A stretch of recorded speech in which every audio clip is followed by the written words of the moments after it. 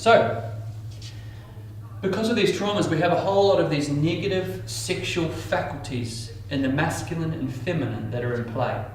Okay, and these are blindingly obvious when we start to kind of go into that with that view. Here we go, guys.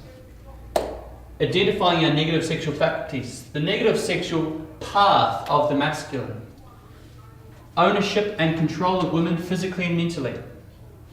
If you desire this on any level, you are a part of the game.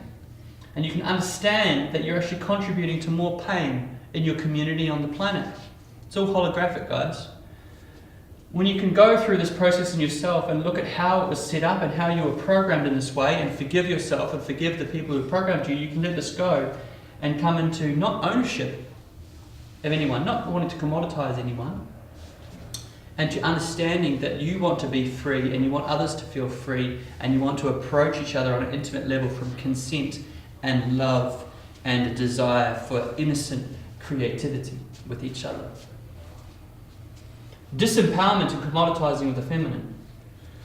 If you want to disempower women in any way as a man, where is that coming from? Do you want to disempower women because empowered women make you feel uncomfortable? Do empowered women challenge you in a way that makes you not comfortable with growing in the way that they are hoping you will grow as a man?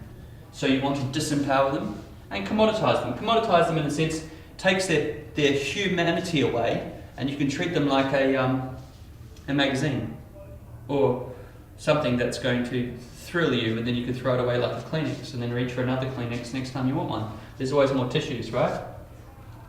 In this town there is. Oh, sorry.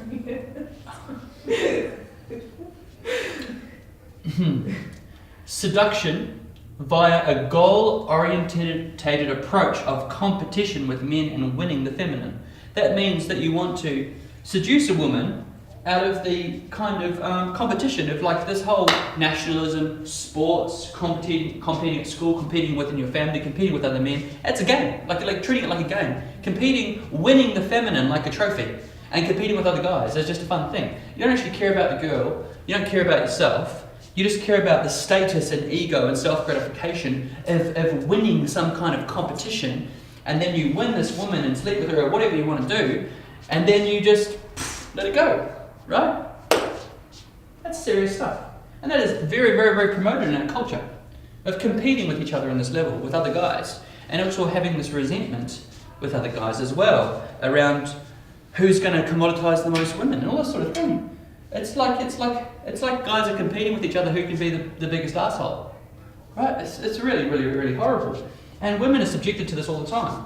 Again, look at yourself and see if this applies to you, and let it go and forgive yourself. What I'm saying here, don't feel bad about it. If you're going to feel bad about it, you're going to contribute to the problem by feeling guilt, shame and anxiety around it. Don't beat yourself up.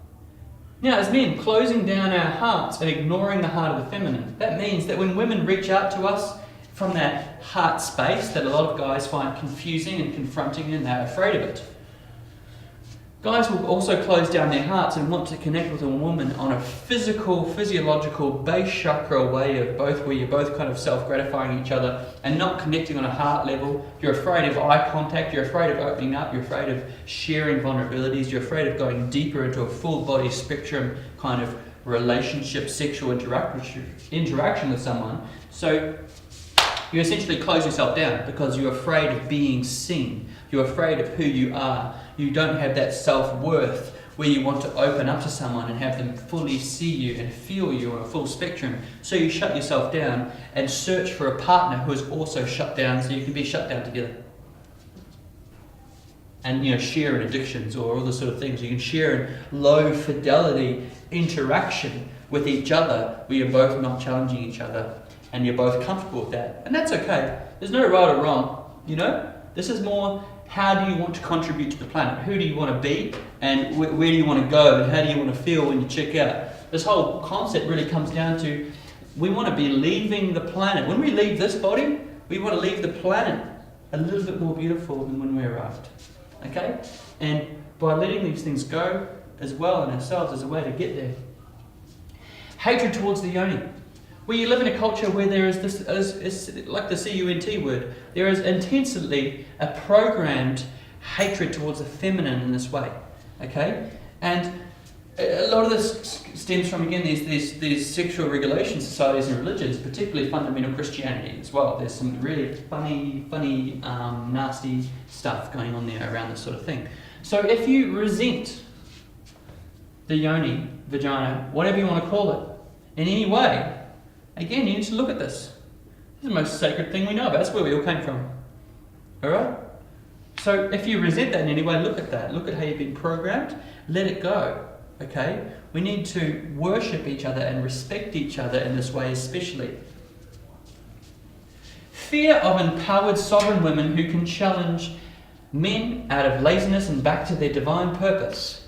When you come across women who are fully empowered, these goddesses, just like this guy I came here on this retreat, there's goddesses here, they're suffering from a complex. Calling it a complex like it's a problem, you know. So there's this fear. Empowered women make you feel uncomfortable. You want to run the other way because she sees you. She sees through you. She is completely aware of these distortions in the masculine and is completely ready to love the shit out of you so you grow, and you want to run the other direction because you don't want to grow because growing is tough. Okay? So there's a huge complacency and laziness in our culture where these empowered women, men freak out because these women look them in the eye. Yeah? And you ever come in a situation, guys or girls, where you look someone in the eye and they kind of go, you know, okay, right? Because they don't want to be seen. They want to continue to be complacent and lazy and keep going on with these games of feeding off other people and their sexualities in a way of infinite consumption. They don't want to grow. They don't want to open their heart with you. They don't want to do all these sorts of things.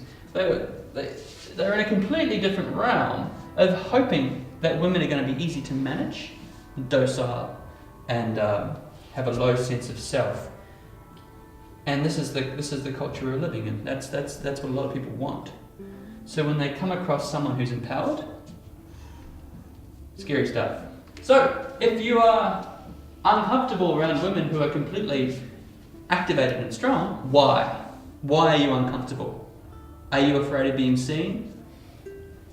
How about understanding that person who's activated is also at a level of oneness and forgiveness and understanding that we all have pain, we all have stuff that we're hiding from, we all have things that we're running away from, and that person who's activated actually really does want to heal the planet and love you through your pain as well, through this kind of beautiful co-creation of lifting each other up.